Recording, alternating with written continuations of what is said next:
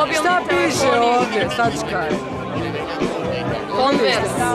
A šta si ti mislila da Pa piše? ja mislim da piše kontrovers. Zbog čega si to mislila?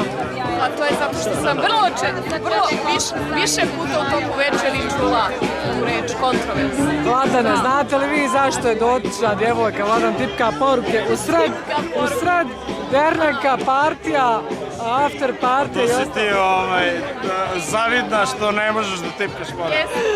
Molim! Naime, radi se o jednoj zavjeri. Ja vjerujem u teoriju zavjera. Sad ćemo vidjeti koji je. Da, zavera je, ja sam zvao dve plavuše da dođu i da im se sjebu telefoni u Banja Luci. Aha! Dvije plavuše smo.